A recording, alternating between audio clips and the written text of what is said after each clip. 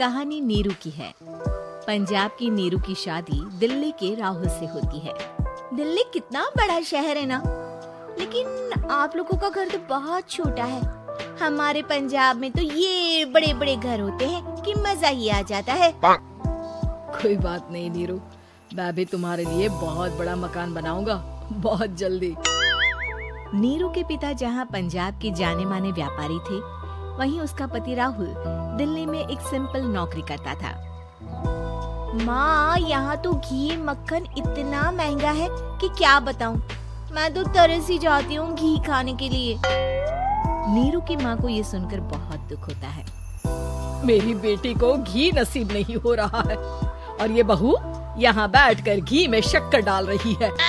देख वनिता, मैं साफ कह रही हूँ, इस घर में जितना घी आएगा उतना ही मेरी बेटी के घर दिल्ली भी जाएगा। अरे ये क्या बात होती है माँ जी? बेटी का उतना ही करो जो अच्छा लगे। अब क्या मायके से घी और मक्खन तक की सप्लाई करोगी आप? हाँ, मेरी बेटी किसी चीज को तरसे मुझसे बर्दाश्त नहीं होता। अब क्या था, नीरू के मायके में 2 किलो घी आता तो 2 किलो दिल्ली जाता नीरू के पास। एक दिन, माँ, बड़ी गर्मी पड़ती है दिल्ली में। इस घर में तो एक ही एसी है और वो भी ड्राइंग रूम में। सारा परिवार एक ही कमरे में सोता है। अब बेटा, वो तो हर घर की कहानी है। यहाँ भी एक ही एसी है। अरे बिल इतना आता है कि क्या बोलूं। तभी वहाँ राकेश आ जाता है। माँ, थोड़ी देर में यहाँ कुछ प्लम्बर आएंगे मेरे कमरे में एसी लगाने। जरा ध्यान से लगवा देना ना माँ। ओए, ऐसे कैसे तेरे कमरे में एसी लगेगा? हाँ राकेश, एक बार बात तो कर लेता। अरे पापा, वो वनिता को गर्मी में नींद नहीं आती। ड्राइंग रूम में सबके साथ सोने में वो अनकंफर्टेबल है, इसलिए। अरे पूरे परिवार के साथ वहाँ तेरी बहन नीरू भी तो सोती है।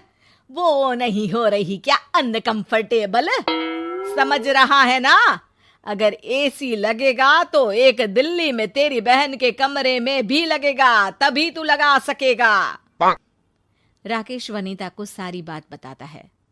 वनिता करती भी क्या, मन मार कर बैठ जाती है। माँ, ये लोग ठीक नहीं है, क्या करूं मैं? अरे बेटी, यहाँ आ जा, तू यहाँ आकर रह ले। अरे छोड़ दे ऐसे पति को। कैसे छोड़ दूं माँ? समाज क्या कहेगा, लोग क्या कहेंगे? वैसे भी मेरा एक बेटा है मयंक। अरे हटा बेटा, तेरी उम्र ही क्या है, इतनी परेशान रहेगी तो काम कैसे चलेगा। खैर, बात आई गई हो जाती है। माँ को लगता है कि नीरू ठीक है, तो वहीं नीरू के मन में एक ही लाइन चल रही होती है, यहाँ आजा। माँ ने तो बोल ही दिया है कि यहाँ आजा। बस मयंक थोड़ा सा बड़ा हो जाए, इन गरीबों को छोड़कर मैं वापस माँ के पास ही चली जाऊंगी। वो इसी सोच में बाजार में चल रही थी कि मैम, आपका दुपट्टा जमीन को छू रहा है। नीरू जैसे ही उस लड़की की तरफ देखती है, देखती ही रह जाती है। हाय रे, कितना सुंदर लड़का है ये। अब क्या हुआ? मैंने कहा आपका दुपट्टा।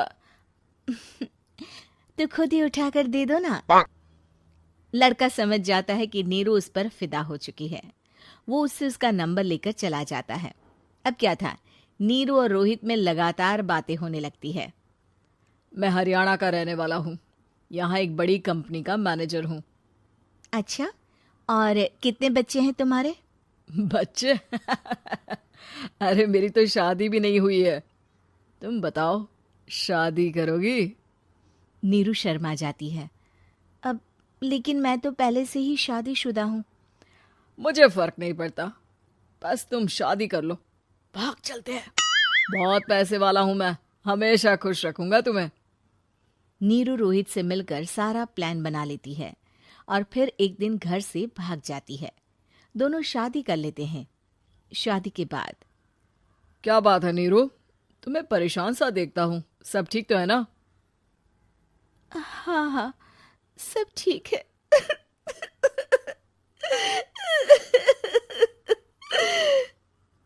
ये कहते कहते ही वो रोने लगती है। अरे क्या हो गया, रो क्यों रही हो? मैंने तुमसे एक बात छुपाई है।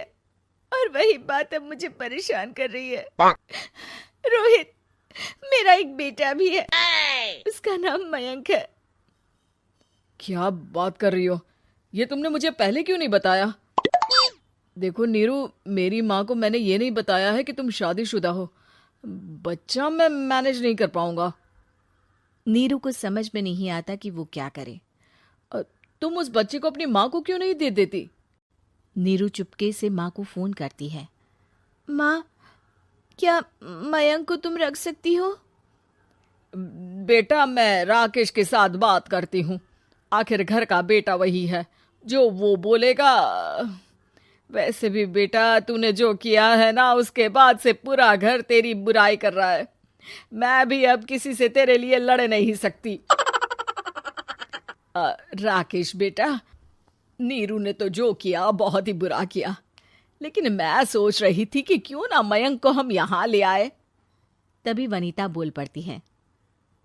वाह जी, ऐसे कैसे यहाँ ले आए? यहाँ क्या भंडारा भरा है? और जिस बच्चे की माँ ने नहीं सोचा, उसके लिए हम क्यों सोचे? नीरू को एक बार तो अपने बच्चे के बारे में सोचना चाहिए था ना। अरे लेकिन तेरे पास भी तो लड़का नहीं है ना वनीता। माँ, वनीता ठीक बोल रही है। कल को वो बड़ा होकर इसी घर का हिस्सा मांगेगा तो हम क्या करेंगे? माँ कहती भी तो क्या, वो चुप रह जाती है। वहीं नीरू का पहला पति कहता है। माँ, अगर आज भी वो वापस आ जाए तो मैं उसे माफ कर दूंगा। बेटा, गरीबी चीज ही ऐसी है, क्या करेगा? तू तो अब मयंक का सोच। वो बेचारा तो बिना माँ का हो गया। मयंक के खातिर तू दूसरी शादी कर ले बेटा।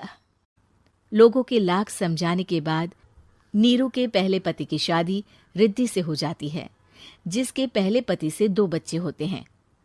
देखो जी, मैंने शादी सिर्फ बच्चे के खातिर की है। मैंने भी शादी सिर्फ बच्चों के खातिर की है। वहीं नीरू के दूसरे पति के मन में ये बात घर कर जाती है कि नीरू एक मासूम बच्चे को उसके खातिर छोड़ कर आई है।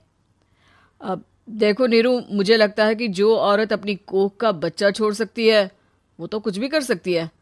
कल को तुम्हें मुझसे अच्छा कोई मिल गया तो तुम तो मुझे भी बाय बाय कर दोगी ना। नीरू को अब उसका दूसरा पति ताने देना शुरू कर देता है।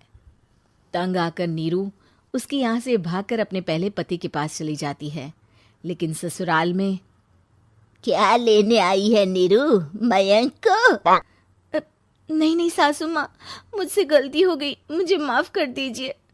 नीरू, अब वक्त खत्म हो गया है, मेरी शादी हो चुकी है। तो छोड़ दो ना उसे, हमारा बच्चा है। मैं आपको अपनी माँ नहीं मानता, मेरी नहीं मान तो बात अच्छी है। नीरू मयंक की बात सुनकर समझ जाती है कि उसके पास अब ना आसमान रहा ना ही जमीन।